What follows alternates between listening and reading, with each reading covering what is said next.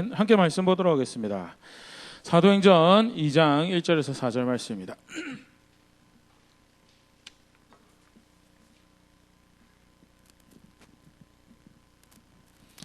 사도행전 2장 1절에서 4절 말씀입니다.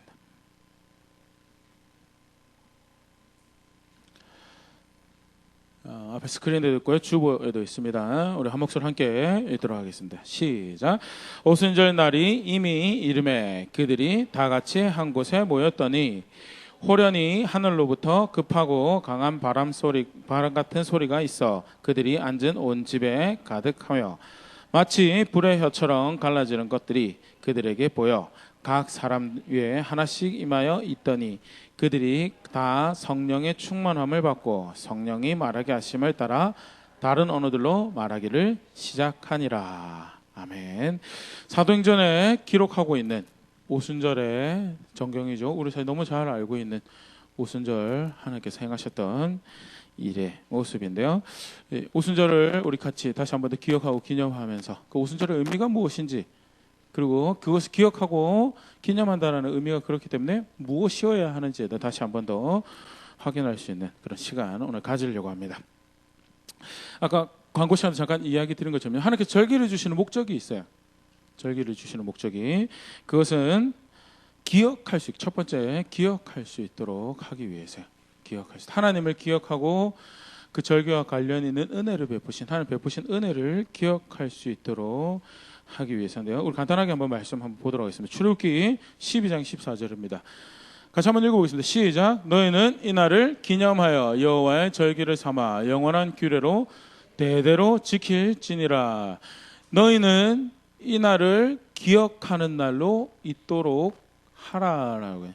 여기 사실 재미있는 표현이라고. 히브리 원문에는 동사가, 첫 번째 동사가 뭐냐면 있다라고. 있다.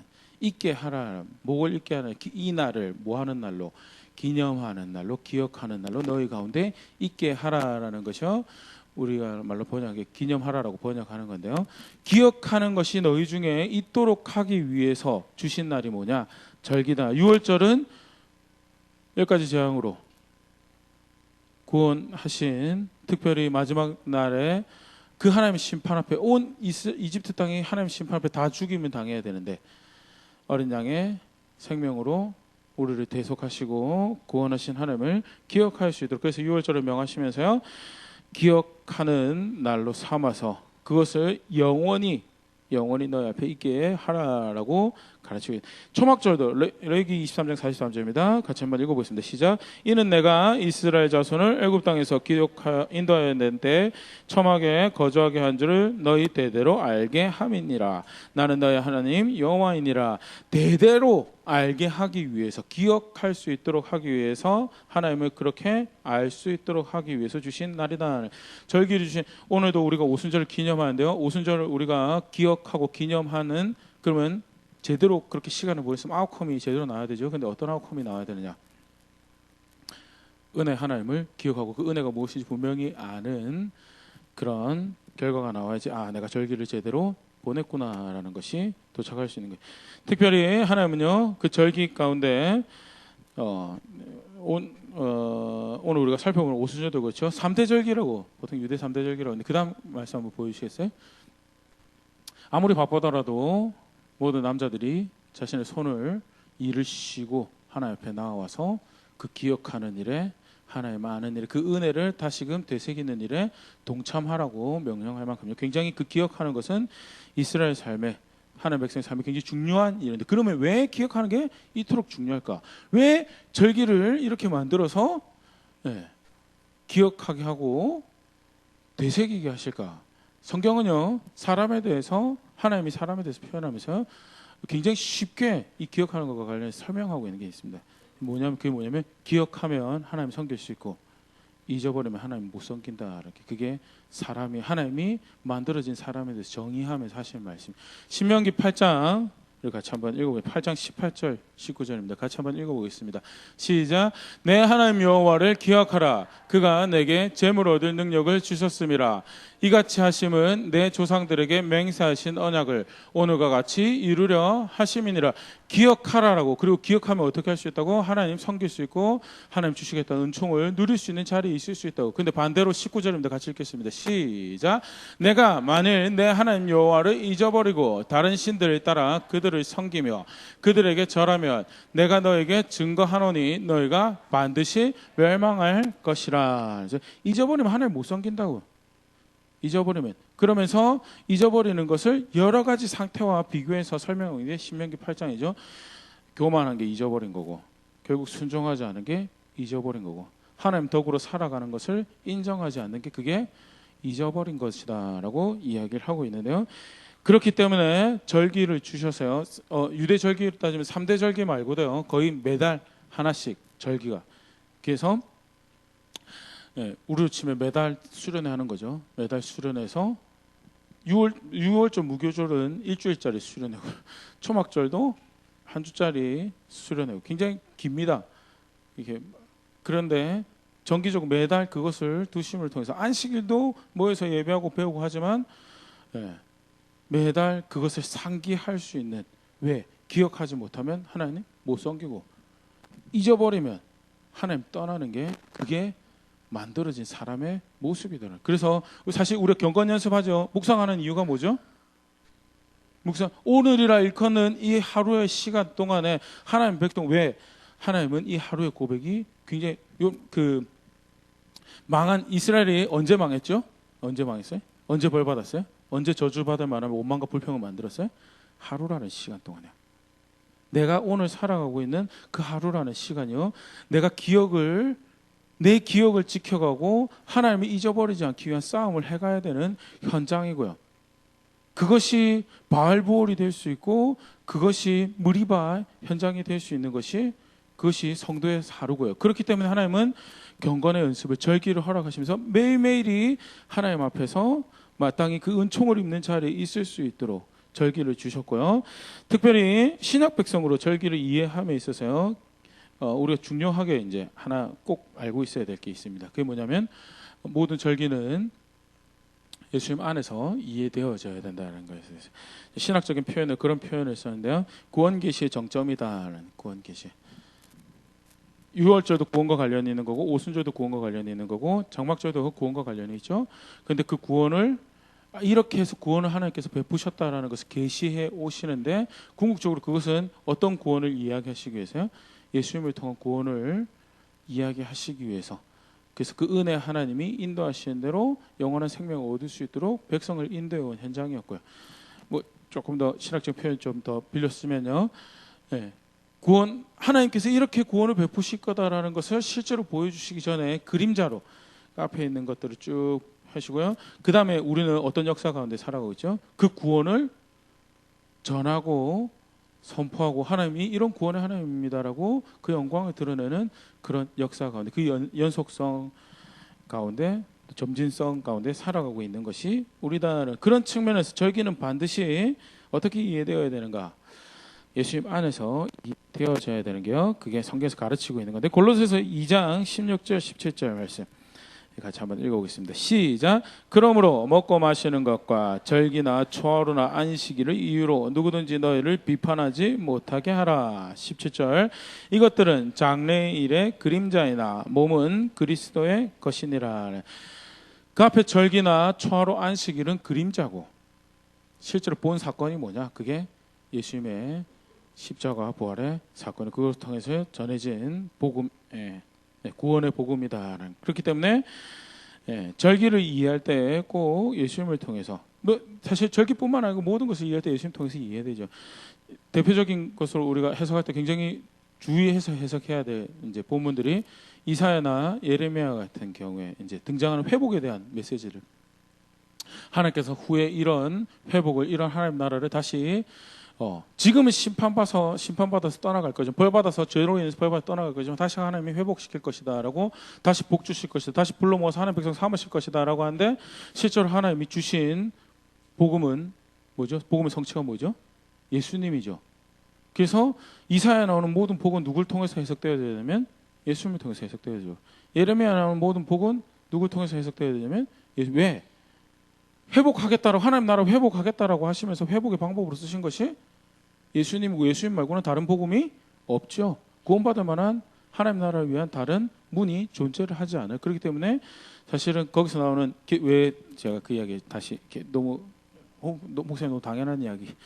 근데 안타깝지만 이사야에 나오는 뭐 예를 들어서 육체적 이스라엘 회복을 있는 문자 그대로 해석을 해서 이스라엘 나라가 회복되는 것이 그게 하나님 회복돼야죠, 맞죠? 어디서 안에서 그리스도 안에서 회복돼야죠. 예수님 안에서 회복돼야죠. 나라 육체적으로 나라 못 지키다 신약의 개념이 그렇잖아요. 육체적으로 나라를 못 가지더라도 예수님 안에 있으면 어떻게 되는 거예요? 성공하는 거고요. 그게 복 받는 거고요. 그게 하나님 나라 가지는 거예요. 육체가 아무리 부유하고 로마의 황제더라도 모든 것 다 가지고 있는 삶을 걸어가는 것 같지만 그래도 예수님이 잃어버리면 걸음 예수님 바깥으로 나가버리면 어떻게 되는 거죠? 저주받은 삶이에요. 화했어요 진짜. 우리 지난 금요일도 그 용서받지 못할 죄 신약 성경에서 말하고 있는 용서받지 못할 죄에 대해서 살펴봤는데 용서받지 못할 죄가 딱 하나 등장하거든요. 신약 성경에. 그게 뭐냐면 예수님 안 믿는 거야. 예수님 밖에는 죄 용서가 존재하지 않아요. 근데 예수 믿는다고 하는데 걸음걸음 예수님 밖으로 계속 빠져나가요. 그러면 그거 저주받는 거다라고 바울이 왜 누구보다 그리스도 안에 완성된 복음을 구원을 이야기하면서도 그 밖으로 빠져나가면 그건 저주받는 거, 그건 용서 못 받는 거라고 이야기하고 있는 게 그게 신약의 개념이라면요. 나라 굳이 못 세워도요.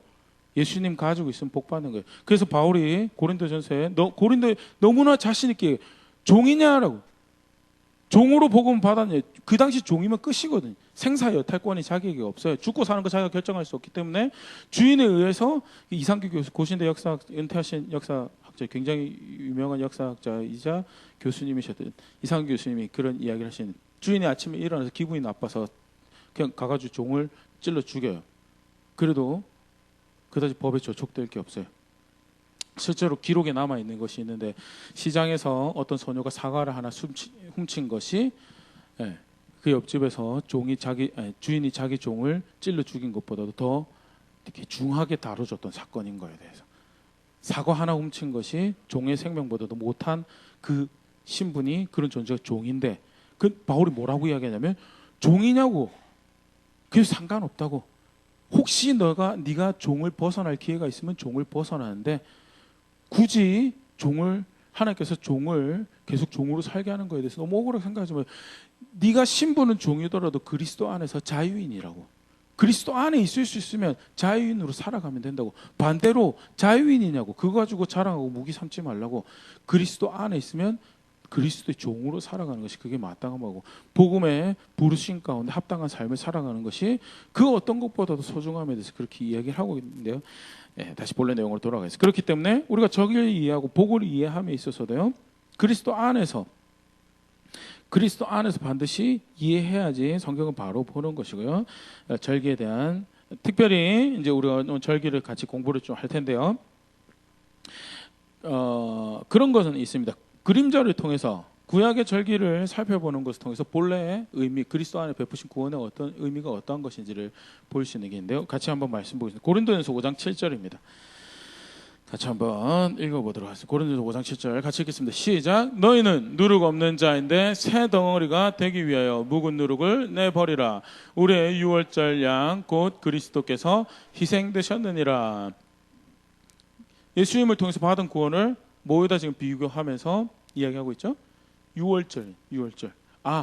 어린 양을 통해서 구원받았던 유월절 그 사건이 그림자였고 하나님의 어린 양이신 예수님을 통해서 구원받은 이게 그것의 진짜 본 구원의 모습, 베푸실 구원의 뭐라고 해야 되나요? 실현 성취구나라는 거에 대해서. 그럼 유월절 우리 간단히 알 수 있는 유월절 어린 양이 가지는 의미가 뭐가 있죠? 내가 죽어야 될 자리에서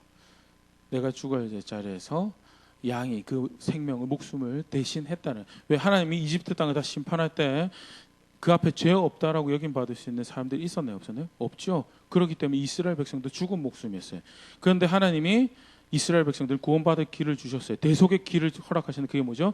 가정마다 인원수를 따라서 어린 양을 잡으라. 내가 그 피가 발려진 집은 그 죄를 묻지 않겠다라고 그러고 나서 구원을 베푸신 거예요. 그렇기 때문에 내가 대속했기 때문에 너희 장자의 목숨은 생명은 다 내 거다라고 나중에 후에 광야에 와서 주장하셨던 것이요. 하나님이 어떻게 대속을 해서 구원을 하셨는가를. 그러면 6월절의 어린 양으로서 예수님이 우리의 구원이 되셨다라는 것은 우리의 목숨 내가 죽어야 될 그 자리에 예수님께서 죽었다라는 것을 다시 한 번 더 분명하게 우리 가족의 죄가 무너지는 그 현장에 예수님이 그 죄의 싹스 죄의 책임을 대신하셨구나라는 것을 분명히 확인할 수 있는 그림이 되고요. 나아가서 양과 더불어서 또 6월절에 먹었던 누룩이 없는 무교병이죠. 무교병을 먹는 걸 통해서 이제 바울이 비유법으로 사용하는 겁니다. 누룩 없는 삶을 살아가는, 누룩 없는 빵을 먹는 그런 자로 살아가는 것이 그게 구원받은 백성의 의미다라는 것에 대해서 여기서 말하는 누룩은 이것저것 복음에 첨가하는 여러 가지 욕심들, 다른 삶의 방향들, 다른 성공들, 행복들, 만족들을 이야기하는 건데요. 그림자를 통해서 본래 구원의 의미에 대해 되새길 수 있는 것이 있기 때문에 절기에 대해서 공부할 때요. 예수님을 통해서 우리가 알되 구약에 베푸신 그림자의 구원의 의미가 뭔가에 대해서 살펴보면요. 본래 의미를 더 이렇게 알 수 있는 유익이 있다라는 거에 대해 지금까지 이제 서론이었습니다. 이제 본래 내용으로 들어가 보도록 하겠습니다. 그러면 먼저 구약의 오순절에 대해서 신약의 오순절 성령께서 오신 것 약속하신 대로 오셨다라는 것을 알지만요. 그 본래 의미가 뭐였던 그 특히 예수님이 굉장히 흥미로운 게 하나님이 굉장히 드라마틱하세요. 하나님이 때도 잘 맞추시고요, 시간도 잘 맞추시고요.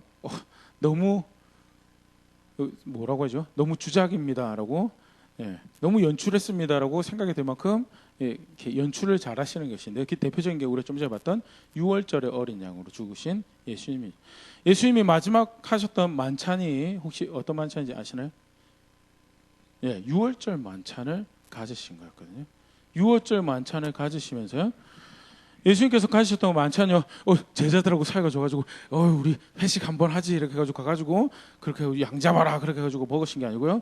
6월절 만찬을 하는 시간에 그렇게 해서 방을 빌려서 밥을 같이 먹던 그런 그 시기였어요. 시즌이. 그래서 그렇게 방을 얻어서 함께 식사를 하셨고요. 너무 복잡하게 많은 이야기를 드리면 좀 그렇지만 6월절 양을 이렇게 6월절 식사를 할 때 포도주를 한 4번 정도를 받는데요. 학자들이 이야기할 때 예수님께서 받으셨던 포도주가 이것이 새 언약을 위해서 주는 나의 피다라고 이야기하면서 마시셨던 그 포도주가 제가 알기로 3번째 포도주고요. 그러면서 내가 다시 못 받을 때까지 잔을 받지 않겠다라고 이야기하신 게 마지막 잔에 대해서 이야기하시면서 동시에 십자가에서 벌어질 일도 이야기하셨던 그 여러 가지 의미가 복합적으로 있는 거에 대해서 우리 다시 한번 다음에 기회 되면 6월절 만찬도 같이 공부할 수 있으면 좋을 것 같은데요.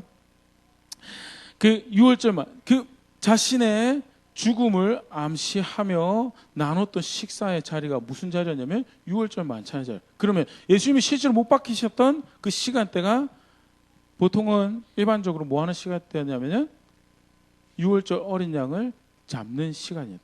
금요일 날 오후에 6월절 어린 양을 잡아서 백성의 목숨을 대속하셨음을 기억하는 실제 그 양이 잡혀지는 시간에 예수님께서 고난당하시고 죽으셨다라는 것은 제가 아까 잠깐 얘기했지만 기가 막힌 연출이죠.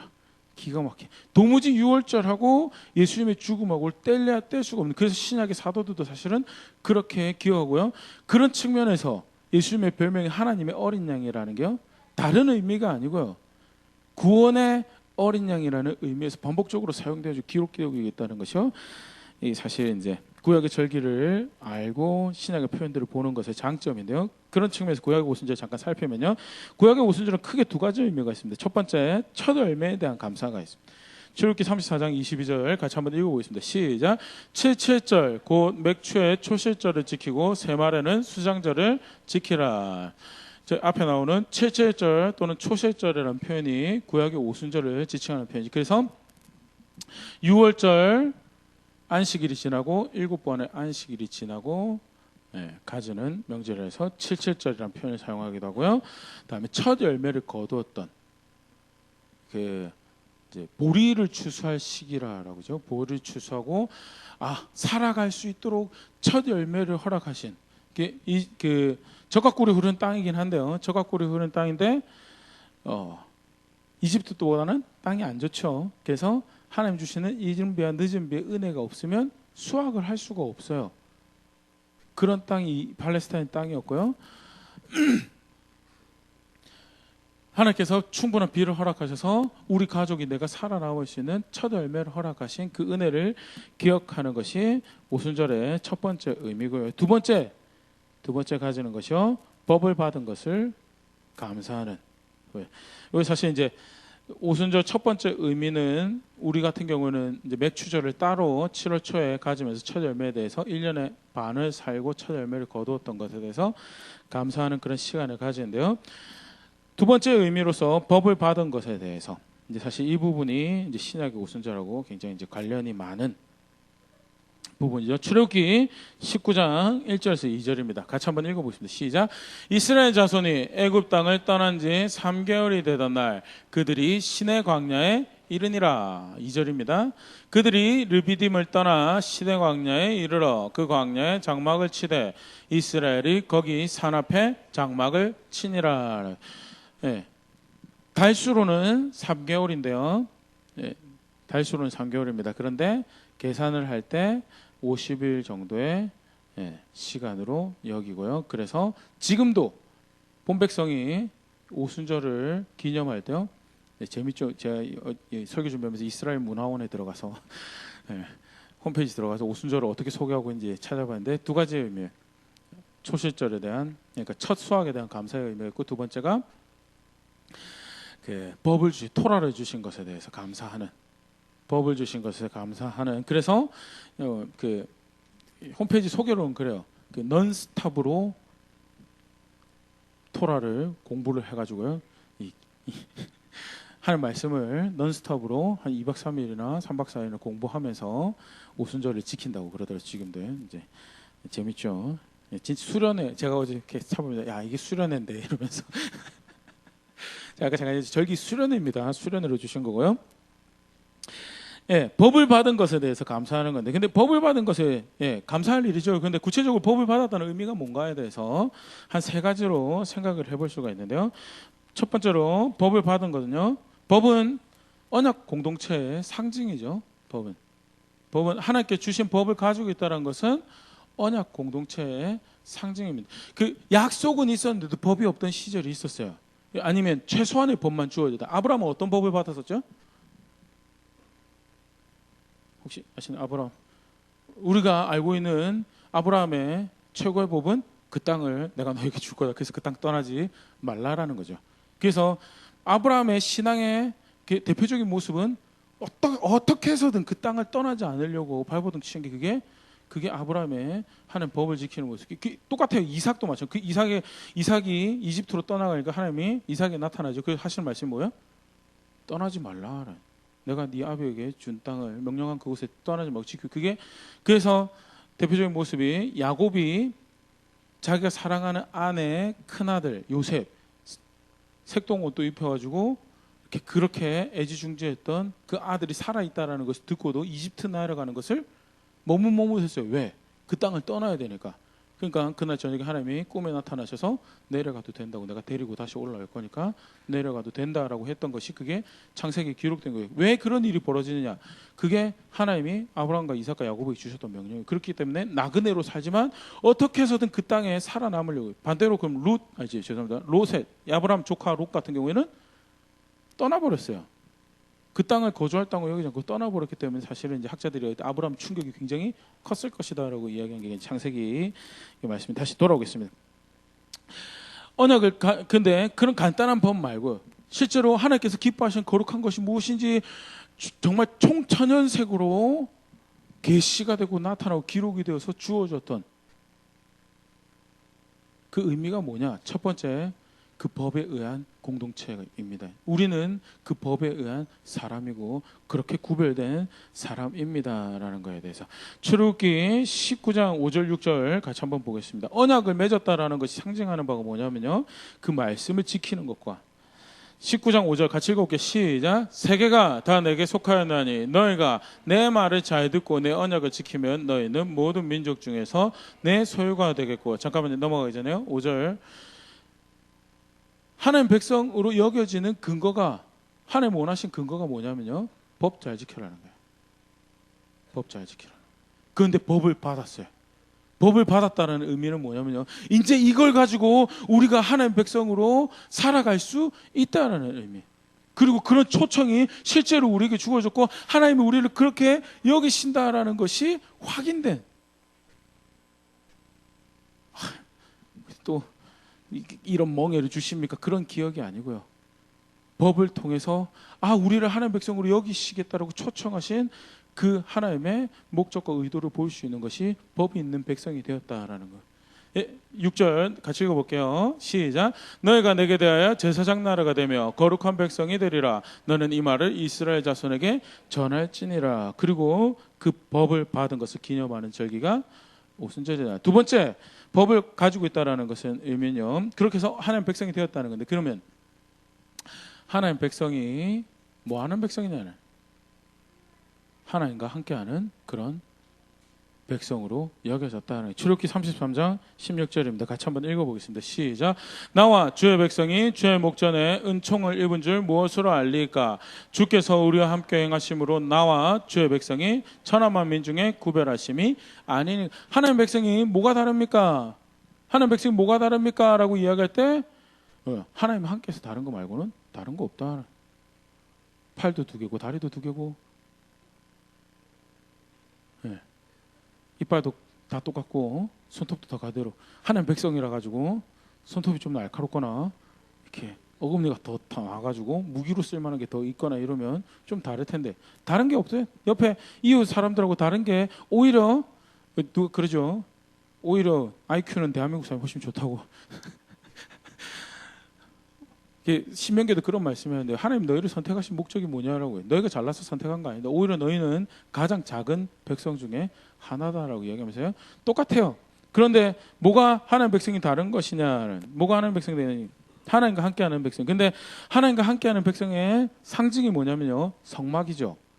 그리고 성막이 실제 의미를 가지도록 거룩함을 가지고 살 수 있는 도구가 뭐죠? 법이에요. 법. 성막 아무리 세워져 있어도요, 약속하신 언약궤 위에 하나님 머무시겠다는 그런 그 약속이 있어도, 그럼에도 불구하고 법대로 안 살면 어떻게 돼요? 예레미야한테 그러시죠. 여호와의 성전이라, 여호와의 성전이라, 여호와의 성전이라는 거짓말을 너희가 믿지 말라라고요. 하나님 거기 계실 거다, 하나님 거기 계실 거다, 그래서 하나님 우리 가운데 거할 거다라고 하는 거짓말 믿지 말라라고. 왜? 법대로 살아가지 않는데, 거룩하지 않는데, 법대로 살아가는 구별함이 없어서 하나님 도무지 너희와 함께 할 수 없는데도 불구하고 건축물 가지고 하나님 우리 함께 하신다, 하나님 우리 함께 하신다, 하나님 우리 함께 하신다는 거짓말 믿지 말라라고요. 사실 그 일이 그때만 벌어졌던 게 아니죠. 실로에서 엘리 시절에 법을 떠나요. 어떻게 하시죠, 하나님이요?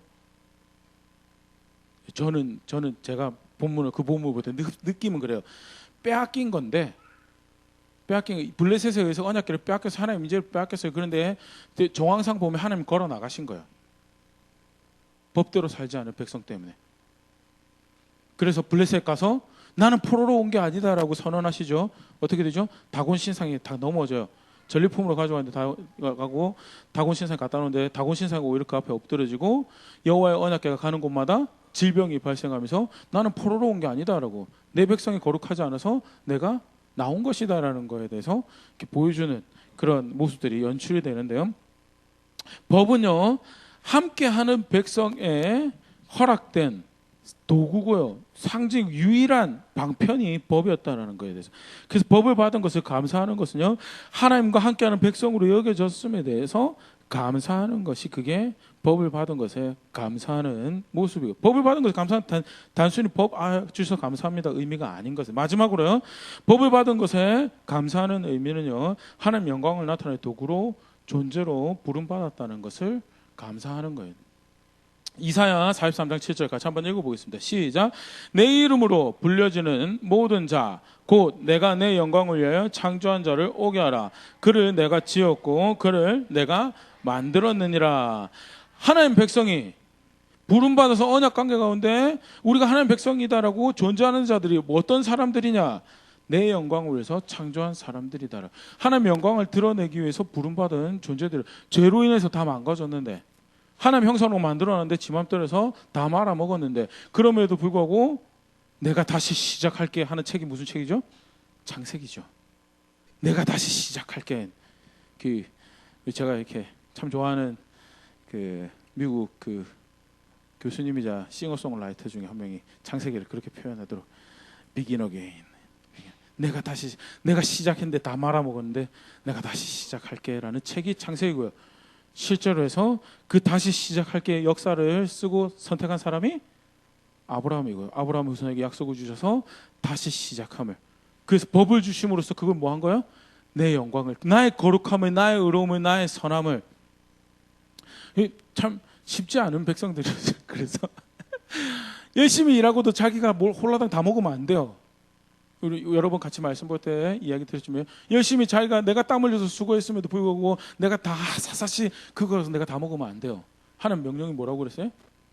남겨두어서 백성 중에서 그것이 필요한 사람들이, 그것이 필요한 나그네와 그것이 필요한 과부와 고아가 거기서 먹을 양식을 얻고, 그래서 내 백성이 거주하는 그곳에서 궁핍함으로 가난함으로 죽어가는 사람이 없도록 하라라고요.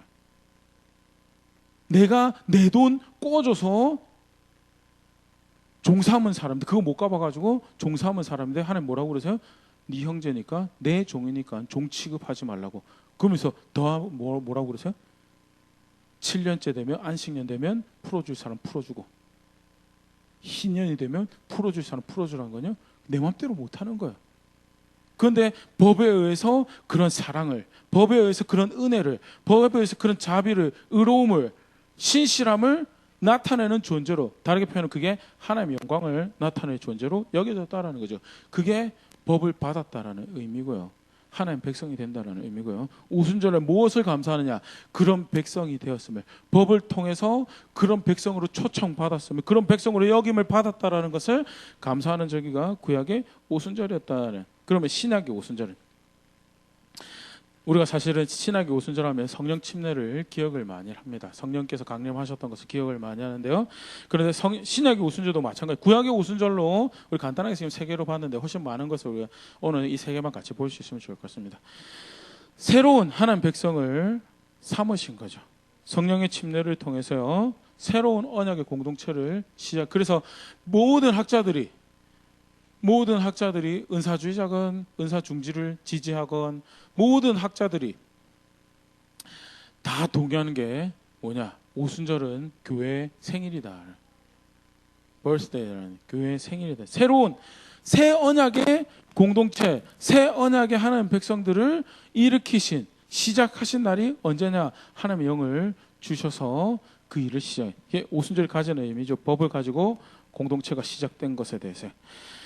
우리 같이 한번 읽어보겠습니다. 요한복음 3장 5절입니다. 함께 읽겠습니다. 시작. 예수께서 대답하시되 진실로 진실로 내게 이르노니 사람이 물과 성령으로 나지 아니하면 하나님 나라에 들어갈 수 없느니라. 물과 성령으로 거듭나지 않으면 하나님 나라 들어갈 수 없다고요. 한번 제가 설교 준비하면서 생각해봤는데, 물로, 말씀으로, 진리로 깨끗하게 하고 거룩해지는 것은 예수님의 제자들도, 성령님 오시기 전에 예수님 제자들도 경험했던 거예요. 예수님 말씀에서 구별되어져 거룩하게 된 거 경험했어요. 그런데 선생님이 예전에 성령으로 거듭난다고 했는데 나는 그런 일이 벌어진 것 같지 않은데, 그러면 난 하나님 나라 갔나 못 갔나 그런 생각들 하고 있지 않았을까. 제가 설교 준비하면서, 왜냐면 성령을 받은 일이 없어요. 그 하나님 영이 그렇게 해서 그렇게 내주하시고 그런 거 경험해 본 적이 없어요. 그런데 언제 그 일이 벌어져요? 지금 오순절날 아버지께서 주시겠다고 하신 성령이 부어지시면서, 이제 그 나라의 백성으로 우리가 그렇게 여겨지는구나라는 것을 모르긴 몰라도 그 전율의 환호가, 그 기쁨이 넘치지 않았을까 하는 게 제가 상상해 볼 수 있는데, 물과 성령으로 거듭난다라는 것이 무슨 의미인지 실제로 벌어지며, 그래서 사실 성령 침례가 의미하는 것이요, 몸에 구별되어서 들어갔다는 게, 절대 사실은 성령 침례받아 예수 믿는다라고 하면서요, 성령께서 나와 함께 하신다고 하면서 공동체를, 그리스도의 몸을 무시하는 그런 일은 절대 벌어져서는 안 되는데요, 성령 침례를 받았다는 것은 그 몸에 새로운 언약 공동체에 소속이 되어졌다는 것을, 그거 다 굉장히 잘 보여주는 말씀이 고린도전서 12장 13절입니다. 같이 읽어보겠습니다. 시작. 우리가 유대인이나 헬라인이나 종이나 자유자나 다 한 성령으로 세례를 받아 한 몸이 되었고 또 다 한 성령을 마시게 하셨느니라. 굳이 바울이 선택한 표현이 뭐냐면요, 세례를 받아 구원받았다라고 해도 말이 됩니다. 맞죠? 세례를 받고 구원받아서 다 한 성령을 마시게 됐다라고 해도 문제가 될 표현이 없어요. 그런데 그러면 보고 바울이 선택한 표현이 뭐냐, 한 성령으로 침례를 받아서 어디로 침례를 받았냐면요, 이제 영어 접속사인 into가 사용돼요. baptize into, 몸 안으로 구별되어져서 들어갔다라고. 몸 안으로 구별되어져서 들어. 그게 성령이 임하셨다는, 그렇게 공동체가 시작이 되고 새로운 하나의 언약 백성, 아브라함의 후손이 아니더라도 율법을 할례를 받고 난지 8일 만에 할례를 받고 이스라엘 열심히 절기를 지키고 율법을 따라 사는 백성 여김 받은 거 없어도, 사실 다 그렇게 지킬 수도 없죠. 그런 거 없어도 그리스도 안에서 죄 사함을, 용서를 얻고 그리스도가 나의 구원입니다라고, 내가 그를 따라서 하나님의 백성 살기 원합니다라고 고백하는 모든 이들에게 성령께서 허락되시고 새로운 공동체가 시작이 된다라는, 신약 오순절이요, 엄청난 역사적인 선언의, 선포의 날인 거에 대해서 새로운 시작의 순간이었던 것은. 두 번째, 하나님이 함께해서 하나님 백성 되는, 함께 하신 하나님으로 인해서 백성 되는 것이 실제로 시작된, 하나님과 함께하는 백성의 새로운 시작을 맞이한 것이 신약의 오순절이, 상상할 수 없는 방법으로 감히 사람들 가운데 거할 수가 없어서 구별된 장소를 만들고, 구별된 장소 안에서도 또 구별된 장소를 만들고 1년 내내 휘장으로 덮어둬서 간신히 함께 할 수 있었던 하나님이었어요. 그만큼 백성의 더러운 것과 백성의 악함과 백성의 본질로부터 거리가 먼 거룩한 구별된 다른 존재였어요. 그런데 그 하나님이 그리스도 안에서 백성을 어떻게 여기시겠다고요? 내가 성전으로 여기겠다라고. 내가 성전으로 여기겠다. 고린도전서 6장 16절 같이 읽어보겠습니다. 시작. 하나님의 성전과 우상이 어찌 일치가 되리요? 우리는 살아계신 하나님의 성전이라. 이와 같이 하나님께서 이르시되 내가 그들 가운데 거하며 두루 행하여 나는 그들의 하나님이 되고 그들은 나의 백성이 되리라 하셨느니라.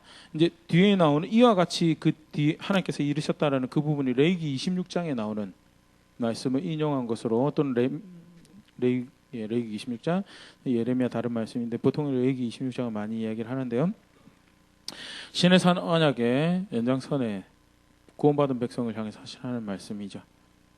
내가 너희를 싫어하지 않아서 내 거할 곳을 너희 가운데 두고 내 백성이 되게 하겠다라는. 근데 실제 그 일이 성령을 통해서 하나님의 백성 가운데 한 명 한 명 가운데 성전으로 삼으시는 일이 벌어졌다라고. 오순절은요, 그렇게 하나님이 함께 하시는 백성이 시작이 되었다는, 옛 언약으로 이야기하셨지만 그것이 존중되지 못하고 무시되고 멸시받았던 그 역사 가운데 하나님이 그것을 갱신하셔서 새로운 일을 다시금 시작하신다라는 것을 선언하셨던 날이 언제냐? 그게 오순절이다라는 것을 아까 살펴봤던 것처럼 이제 조금 더 세부적으로 세 가지 정도 한 번 더 살펴보면요, 외형적인 법이 아닌 강화된 내적인 법을 따라서, 외적인 법보다 더 강화됐습니다. 외적인 법이 폐지가 된 게 아닙니다. 외적인 법은 거룩함을 계시하고 있는, 여전히 그런 놀라운 기능을 하고 있어요. 죄가 무엇인지에 대해서 알려준 기능을 하고 있어요. 그런데 그 본 의미가 뭔지를 더 강화해서, 외적인 구약에는 그렇죠. 사람 안 죽이면 그래도 나는 살인죄랑 상관없는데, 그래서 우리가 보통 10계명 볼 때 제일 안도하는 계명 중에 하나가 뭐죠? 십계명 살인하지 말고 나 사람 안 죽였으니까 이 계명은 나랑 해당이 없습니다. 그러고 그래도 딴 건 잘 못 지켰는데 하나는 분명히 지키고 있네요. 그게 외적인 법이죠. 내적. 근데 예수님 뭐라고 그러세요? 마태복음 5장 22절 같이 한번 읽어보겠습니다. 시작. 나는 너에게 이르노니 형제에게 노하는 자마다 심판을 받게 되고 형제에 대하여 나가라는 자는 공회에 잡혀가게 되며 미련한 놈이라 하는 자는 지옥불에 들어가게 되리라. 큰일 났습니다. 이제 야 멍청하라고 해도 어떻게 된다고요? 지옥 간다고요. 그게 그 하나님이 살인하지 말라는 계명을 주시면서 의도하셨던 거예요. 그 의미를 예수님께서 밝히시면서 성령께서 내주하신 성령이 계시면 그 외적인 법의 거룩함, 그 외적인 수준의 거룩함이 아니라 마음 깊은 곳에서부터 그 거룩한 것을 사모해서, 그게 사실 레위기에 나오는 법을 마음에 두겠다는 표현.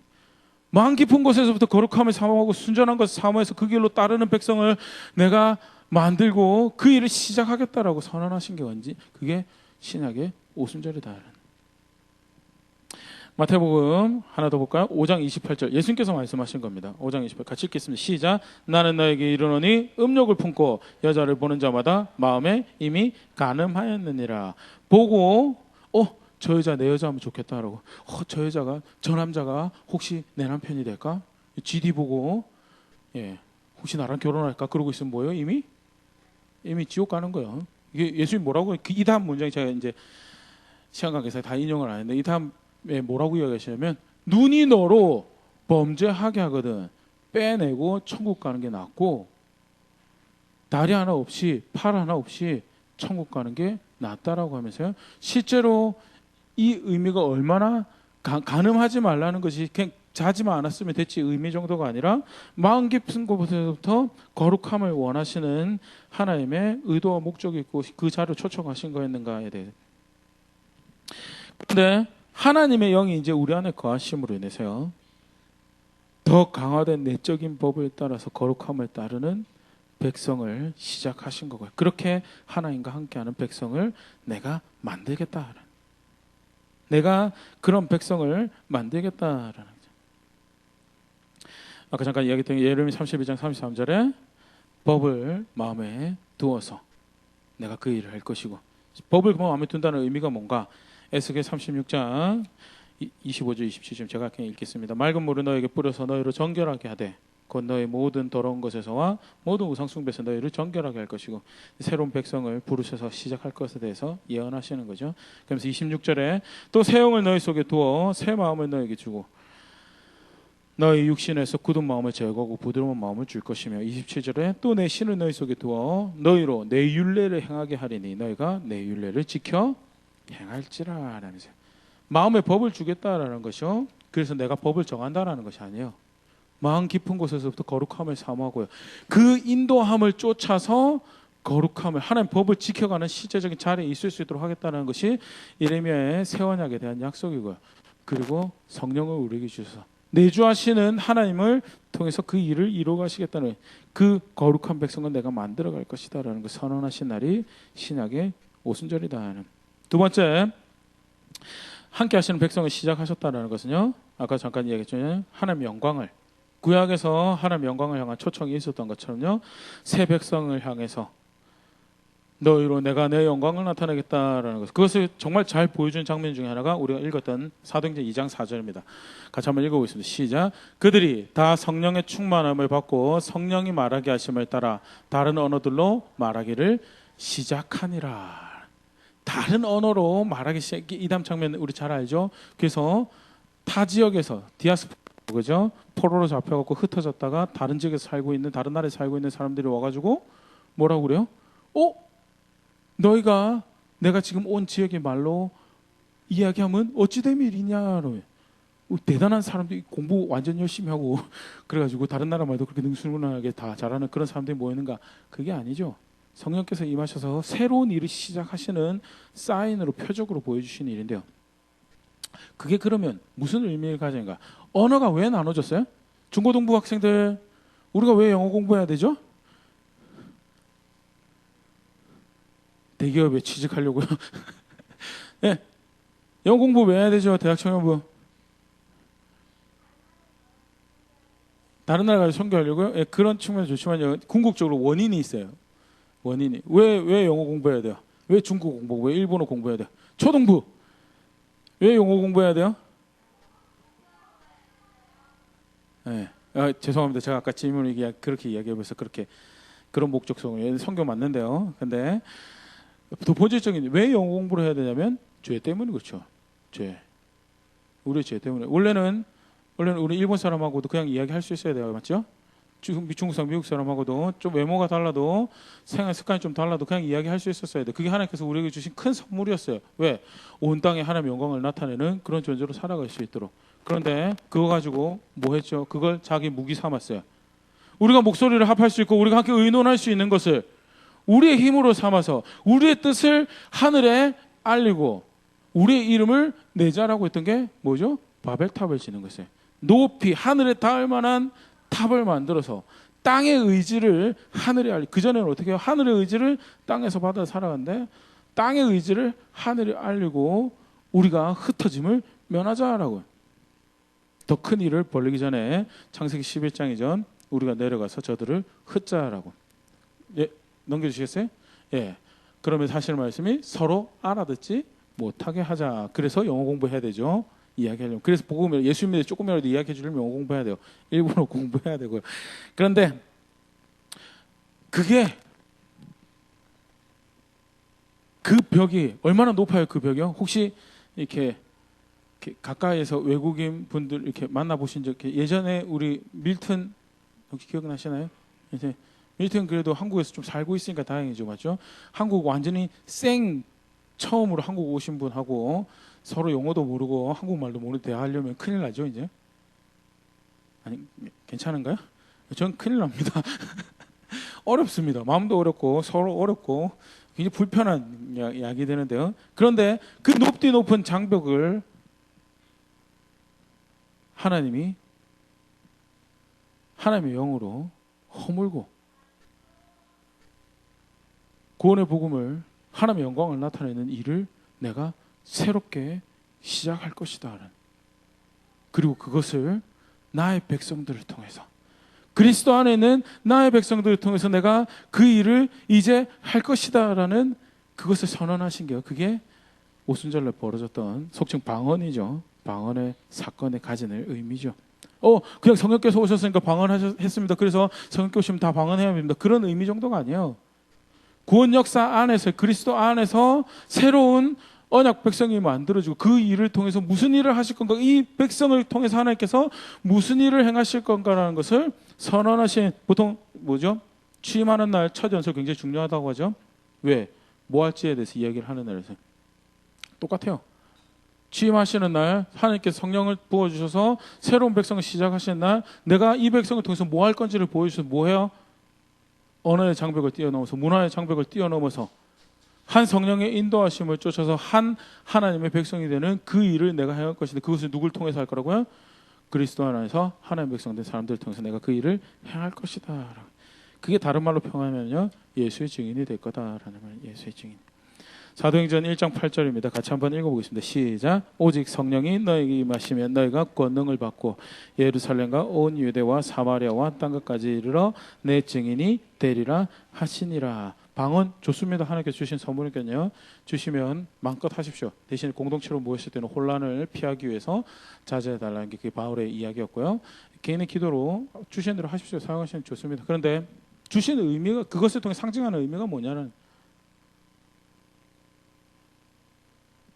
언어의 장벽을 뛰어넘어서 내가 시작한 일을 창세기에서 내가 다시 시작한 일을 내가 이들을 통해서 할 것이다.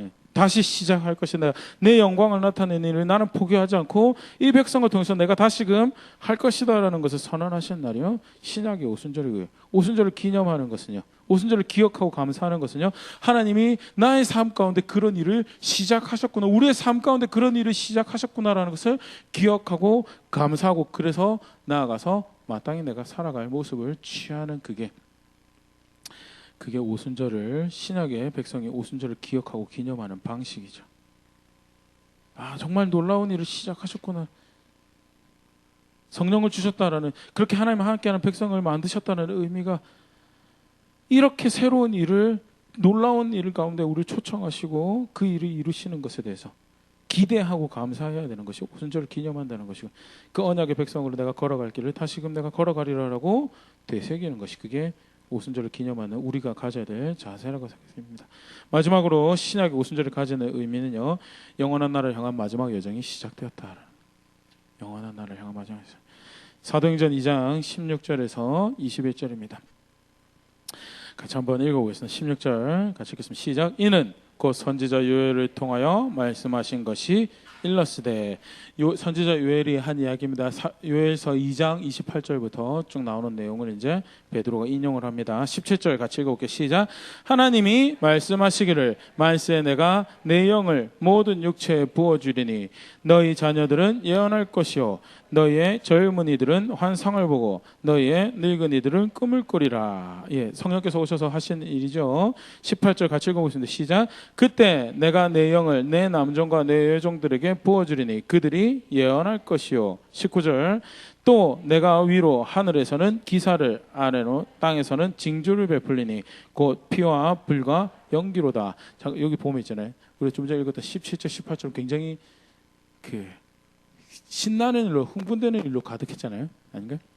예언하고 영이 임하셔서 남종과 여종의 모든 이들에게 하나님의 영이 부어질 것이다라고 꿈꾸고 환상 보고 좋아요. 근데 그러면서 징조와 기사를 행할 것인데, 그 징조와 기사, 피와 불과 연기요. 피와 불과 연기는 특별한 거 해석 없어도 환란이고 고난인 거에 대해서 문제가 있는 거에서 알겠죠? 20절 같이 읽어보겠습니다. 시작. 주의 크고 영화로운 날이 이르기 전에 해가 변하여 어두워지고 달이 변하여 피가 되리라. 어려움들이 있을 거에 대해서 이렇게, 사실 마지막 때라는 이야기예요. 마지막 때 하나님 영을 부어주실 것인데, 마지막 때에 갈수록 악은 악해, 그 색깔을 갈수록 진하게 해서 하나님을 대적하고 하나님 사람들 대적하는 일을 할 것인데, 반대로 하나님은 하나님의 영을 남종과 여종에 부어주셔서 인도에 가시고, 궁극적으로 뭐요? 그의 나라를 굳건히 세워가실 것이다라는 것을 이야기하는 게 그 21절입니다. 같이 읽어보겠습니다. 시작. 누구든지 주의 이름을 부르는 자는 구원을 받으리라 하였느니라. 하나님 나라를 그렇게 굳건하게 세워가실 것입니다. 성령께서 오셔서 남종이 여종이 꿈과 환상과 예언으로 서로 화답하는 일이 벌어지는데, 그게 뭘 의미하는 거냐? 완성될 하나님 나라를 향해서 마지막 때, 그 마지막 여정이 이제 시작되었구나라는. 힘들겠습니다. 피와 연기와 불과 뭔지 잘 모르겠는데 너무 어려울 것 같아요. 아니요. 주의 이름을 부른 자들에게 구원이 임하고, 그리고 그의 나라가 완성될 그 여정이 이제 시작이 돼. 그 마지막 시간을 우리가 살아가고 있다는 거에 대해서 다르게 표현하면 얼마 남지 않았다. 주의 오심에 얼마 남지 않았고, 그 영원한 안식이 완성되는 것이 얼마 남지 않았다라는 것을 선언하시는 게, 하나님 영이 오셔서 그 일을 향한, 그럼 궁극적으로 어떻게 해요? 조금만 더 참으면 된다. 조금만 더 기다립니다. 이제 다 왔는데 생각을 잃어버리고 마음을 잃어버리고 양심을 잃어버리고 다른 길로 갈래? 아니, 다 왔다. 이제 곧 그 영원한 것이 너에게 주어질 터이니 마지막 걸음을 견고하게 하고 그 시간 가운데 부어진 특별한 은혜를 쫓아서 영원한 나라로 향해 가자라는 것을 이야기하는 것이 신약의 오순절이, 성령께서 오셔서 각 하나님의 사람들에게 임하셔서 행하시는 일을 통해서 이야기하시고 선언하시는 것이다. 엄청난 일이 벌어지죠. 엄청난 초청 가운데 다들 계십니다. 지난주가 너무 힘들어서요. 그러고 잊어버릴 만한 일이 아니에요. 지난주가 너무 어려웠어요. 아직도 해결되지 않은 관계들이 있어요. 아직도 산적해 있는 문제들이 있어요. 그거 가지고 희석시켜버리고 감사하지 못하고 그거 가지고 기뻐하지 못할 일이 아니다. 새로운 시대가, 새로운, 뭐라고 해야 되나, 표현 잘 써야 되는데 물결이라고 하면 안 되는데 새로운 새로운 시대가 시작되어진, 새로운 시간 가운데 살아가는 그 일이 벌어진 것이요. 그것이 하나님께서 오순절을 통해서 선언하신 거고요. 오순절을 우리가 기억한다고 할 때 반드시 기억해야 될, 기념한다고 했을 때 우리가 기념해야 될, 기념한다고 기억하고, 그래서 가치 있는 것을 소중히 여겨야 될 것을 내가 소중하게 여기겠습니다라는 것을 반영해야 되는 모습들이다. 마땅히 감사해야 되겠죠. 네, 데살로니가후서 2장 13절 다 왔습니다. 이제 거의 다 왔습니다. 데살로니가후서 2장 13절 같이 한번 읽어보겠습니다. 시작. 주께서 사랑하시는 형제들아, 우리가 항상 너희에 관하여 마땅히 하나님께 감사할 것은 하나님이 처음부터 너희를 택하사 성령의 거룩하게 하심과 진리를 믿음으로 구원을 받게 하심이니. 성령의 거룩하게 하심이 너에게 허락되어지고, 그래서 진리를 믿음으로 구원을 받게 하신 것이, 그것이 얼마나 감사할 만한 일이냐라고. 내가 너희를 생각할 때마다 마땅히 내가 감사해야 될 제목이 있다라고. 성령의 거룩하심의 은혜가 너에게 임했고, 그 역사하신 가운데 진리를 믿음으로 구원을 받아 하나님 백성이 된 특별한 초청 가운데 마지막 시간을 살아가는 하나님 백성으로 여겨진 것에 대해서 내가 감사하지 않고는 도무지 내가 감사하지 않고 마땅히 감사할 수밖에 없구나라고 이야기하는 것이요. 오순절을 기억할 때 그걸 통해서 주신 은혜를 기억할 때 우리도 가져야 될 모습이거든요.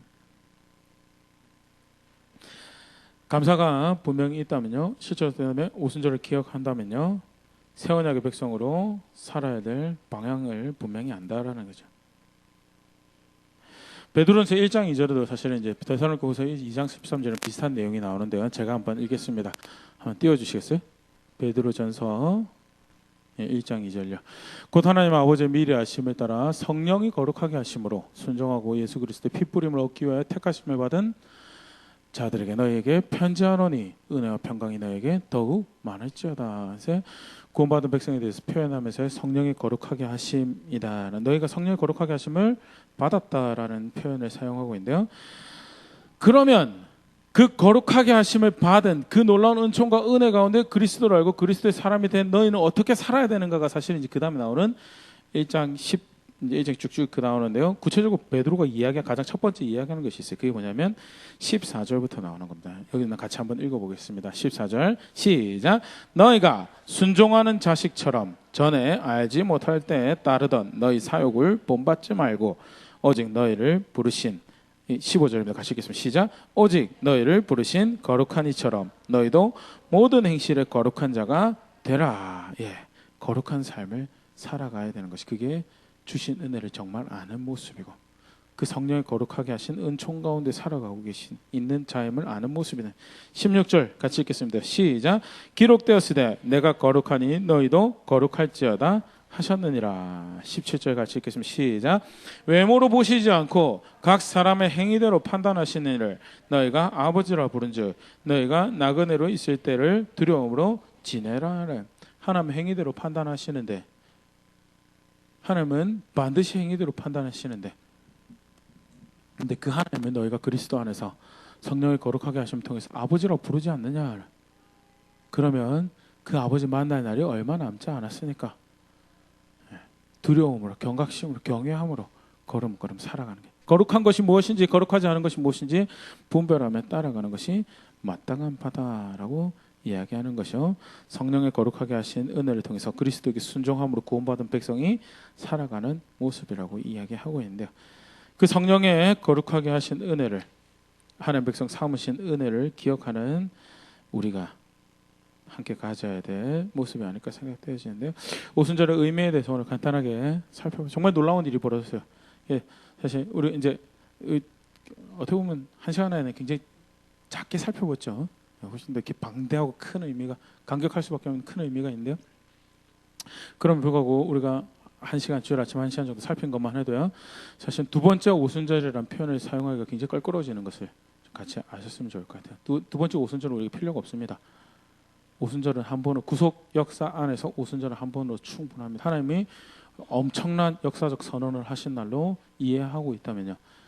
근데 두 번째 오순절은 표현을 가끔 써요. 왕왕 써요. 맞죠? 무슨 의미로 써요? 그때 성령 중에 충만하게 하신 것처럼 지금도 충만해달라는 그런 의미로 써요. 이해는 되는데요.